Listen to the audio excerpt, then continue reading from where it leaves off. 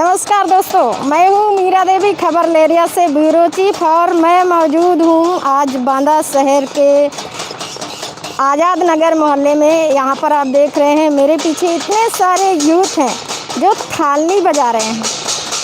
आप समझ ही रहे होंगे आखिरकार ये क्यों थाली बजा रहे हैं। ये थाली बजा करके सरकार को आगाह कर रहे हैं और आगाह करते हुए रोजगार की मांग कर रहे हैं, क्योंकि सरकार, इनका कहना है कि सरकार को यही भाषा समझ में आती है, क्योंकि सरकार जैसे ही चुनाव में आई थी उसने दावा किया था और वादा किया था कि वो युवाओं को रोजगार देगी, लेकिन रोजगार देने के बजाय बहुत सारे रोजगार छिन गए हैं।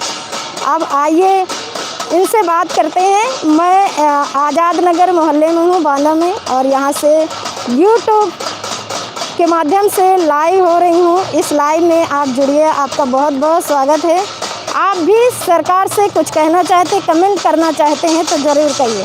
तो चलिए आइए हम इनसे बात करते हैं। इनके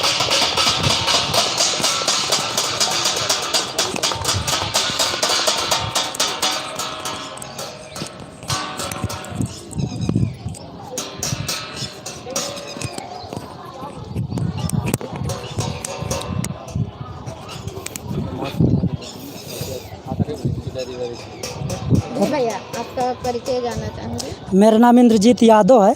मैं एक बेरोज़गार युवक हूँ जो 5-6 सालों से तैयारी कर रहा हूँ अपने माँ बाप को छोड़ करके यहाँ पे रूम किराया का रेंट को लेके। आज हम लोगों ने सभी बेरोज़गार युवा जो भारत के हैं, तो जब नरेंद्र मोदी जी की सरकार 2014 में बनी थी तो उन्होंने हम युवाओं को एक आश्वासन दिया था कि यदि मुझे लाओगे, मुझे वोट दोगे, मुझे सपोर्ट करोगे तो मैं जो सिस्टम है भ्रष्ट, कई सालों से सरकार बहुत सारी आई और गई, बहुत युवा परेशान चल रहा था, तो उन्होंने एक आश्वासन दिया था कि मैं आऊँगा तो इस सिस्टम को बदल दूंगा और आप लोगों को हर साल 2 करोड़ रोजगार दूंगा। लेकिन हम युवा, नरेंद्र मोदी जी का एक कार्यकाल समाप्त होने के बाद दूसरा कार्यकाल शुरू हो गया, लेकिन फिर भी ना ही हमें रोजगार मिला और जो सिस्टम था उससे भी ज़्यादा आज भ्रष्ट हो गया है।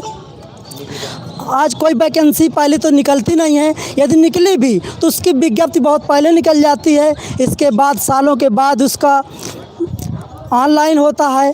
इसके बाद आप समझ लीजिए सालों हो जाते हैं। हमने एनटीपीसी फरवरी 2019 में एग्ज़ाम में फॉर्म भरा था, लेकिन आज भी ये गवर्नमेंट जो सिस्टम में बैठे लोग हैं, एक कंपनी नहीं डिसाइड कर पाए कि एग्ज़ाम कौन लेगा। और हम बेरोजगारों से जो एक रुपए के लिए तरसते हैं, समझ लीजिए सब्जी नहीं खाते, नमक रोटी खा के गुजारा करते हैं, उन्होंने हमसे 500 रुपये फॉर्म के रूप में हमसे जमा करवा लिया। बोले कि 400 रुपये आपको वापसी देंगे। अब आप हमसे पूछिए, हम तो कहना चाहते हैं नरेंद्र मोदी जी से, हमें 500 रुपये दीजिए, हम 6 महीना बाद आपको 5 के 500 वापस कर देंगे।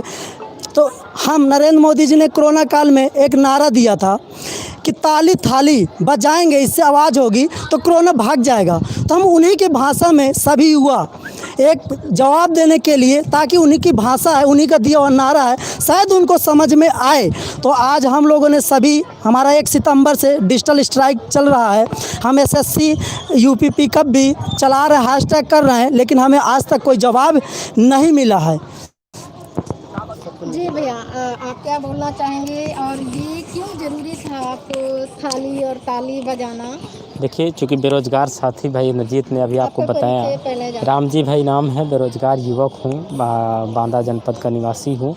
और अभी आपके सामने भाई इंद्रजीत ने सब कुछ बताया कि जिस तरह से सरकार इन वादों के साथ आई थी कि हम सत्ता में आते ही 2 करोड़ नौकरियां देंगे, लाखों लोगों को रोज़गार से जोड़ेंगे, स्वरोज़गार के नए अवसर प्रदान कराएंगे, और भी न जाने कौन कौन से जुमले ऐसे फेंके थे चुनावी रैलियों में जो आज भी ऑन रिकॉर्ड हैं। आप यूट्यूब पर और तमाम बड़े नेशनल चैनल पर उनकी खबरें चला करती थी, तो वो सारी बातें आज भी सुरक्षित हैं, जिन्हें वो प्रधानमंत्री जी सुन भी सकते हैं। लेकिन लेकिन वो स्वयं चूँकि जो बोल जाते हैं उसको दोबारा रिव्यू करने का प्रयास नहीं करते हैं। इसलिए नौजवानों ने एक जो नया मंत्र चूँकि उन्हीं का दिया हुआ था कोरोना काल के दौरान कि ताली थाली बजाने से लोगों का हौसला अफजाई होता है, कोरोना भी भग जाता है, तो उसी को इन युवाओं ने कॉपी कर लिया है, हम सब ने कॉपी कर लिया है और वही मंत्र उन्हीं के ऊपर हम लोग प्रयोग कर रहे हैं कि शायद इस ताली थाली के शोर से भारत का प्रधानमंत्री जो सो चुके हैं, भारत के गृह मंत्री जो सो गए हैं, पूर्व गृह मंत्री जो वर्तमान रक्षा मंत्री हैं, जो भी चिल्ला कहा करते थे कि हम सेना को मजबूत कर देंगे और भी तमाम चीज़ें जो वो मंचों के माध्यम से कहा करते हैं, लेकिन वो सब भूल चुके थे। इसलिए ताली थाली का शोर उनके कानों तक पहुँचे। आज युवाओं ने ताली थाली बजा करके सरकार को आगाह करने का प्रयास किया है। जी भैया, आप क्या कहना चाहेंगे क्योंकि आपके हाथ में थाली भी है और चम्मच भी है और आप कितने मैं भारत सरकार और यूपी सरकार से बस यही कहना चाहूँगा। परिचय के साथ मेरा नाम संदीप सिंह राधे है। मैं यही कहना चाहूँगा भारत सरकार और यूपी सरकार से कि अपने किए हुए वादों के मुताबिक जैसे कहा और वैसा नहीं कर पा रही और भी जो अपना सिस्टम है उसको और भी बिगाड़ रही है और जो बेरोज़गारी बढ़ती जा रही है इस पर ध्यान न देने की वजह से उन्हीं की भाषा के तौर पे जैसे भाई साहब ने बताया उनको हम वैसे एक जवाब देना चाहते हैं और साथ ही जवाब के तौर पर एक कहना चाहते हैं उनसे हम कि ये बेरोज़गारी हटाएं और भ्रष्टाचार मिटाएं और रोज़गार दिलाएं। हम जैसे युवा बहुत से जो देश बर्बाद है, अगर युवा सेलेक्ट सही जगह पे पहुंच जाएगा तो देश खुद ही उन्नत करेगा। इसलिए हम एक अपने कार्यक्रम को किया, सब लोग इकट्ठा हुए। एक बार ये आप बजा दीजिए।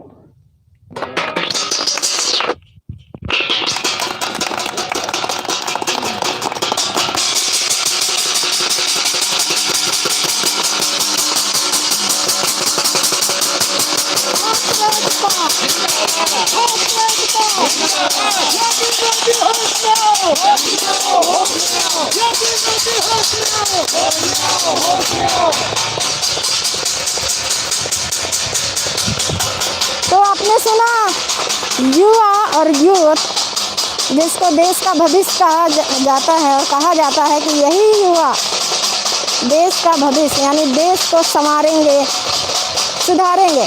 लेकिन अगर यही बेरोजगार हैं, यही इनको अपने मांगों को लेकर के ये स्थिति में आना पड़ रहा है, सरकार को इतना जगाना पड़ रहा है, उनकी भाषा में, सरकार की भाषा में ये समझाना पड़ रहा है।